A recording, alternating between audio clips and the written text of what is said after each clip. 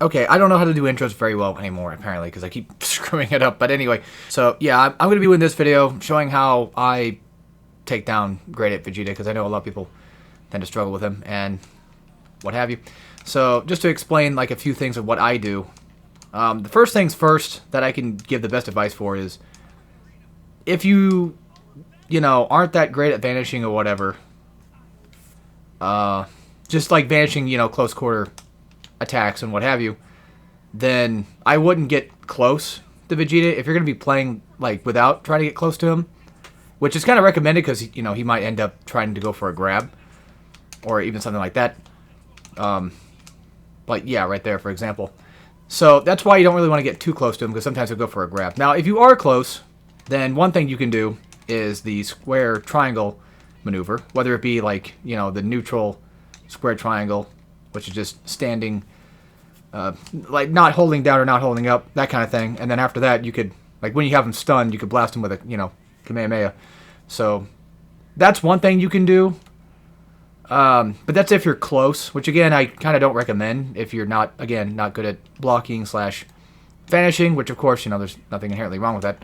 I'm just saying that if that's something that you haven't gotten down just yet, that would be, something to look at, I guess you could say. Now, in terms of long-range combat, which if you're more willing to do that, which is fine. Some people might say it's more of like a bit cheesier to do it that way, which is fair, because I mean, God damn it, I'm not even holding up. Yeah, that's my problem. I tend to accidentally do the other one instead. Oh my God, I keep wasting all my stuff here. Yeah, I'm being pretty bad. Anywho, so it might be a little bit more cheesy to do it this way, but if you get back just far enough, Vegeta will end up doing these supers. If you block this one, you can follow up with a Kamehameha right after. If he's doing that, you can follow up with a, Kamehameha as well. Kaioken, whenever you get the Blastock, that way you get the extra damage / extra defense. At least you should. And then if he's doing this, block it, start hitting L2 triangle, and you could typically, most of the time, get that hit off immediately right after. If he's trying to like fly toward you, sometimes you can get a blast off, and sometimes you might do this one. You might be able to get a beam struggle if you're lucky enough, which is something you would probably want to have. Go for a boost with it too if you have the boost for it, because why not? And then another one to keep in mind is you can vanish at least pretty well enough. I mean, again, if you're good at vanishing it, you can technically vanish, the beam right here.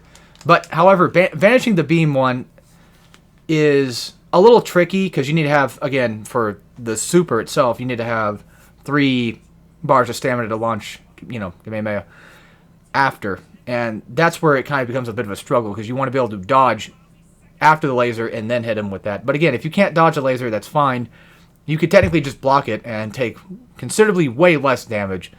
But on top of that, if you do dodge it, then that's great. You can hit him with your, your super and get it that way. And again, for close quarter stuff, usually if you're close, go for like square triangle for Goku and just do like the stun punch, and then maybe do like a, the super blast one, I guess you would call it, after. And then if that doesn't work, or if you're like mid combo and things are getting kind of wacky, I guess you can always go for like a down.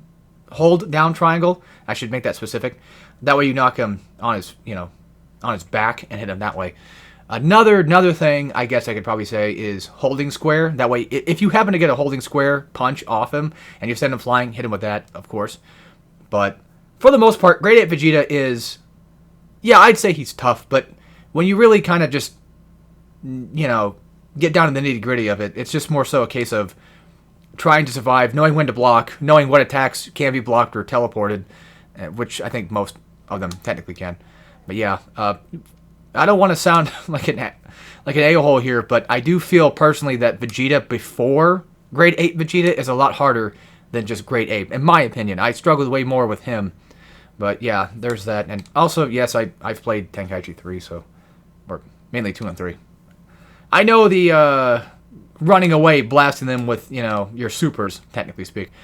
But anyway, I just want to make this video for the hell of it, because somebody mentioned something about Sparking Zero on my channel. I'm like, okay, and so I made this. Whether or not I might make more Sparking Zero content, who knows? But anyway, hopefully that helps somebody, and I guess we'll see. So, take care, everybody.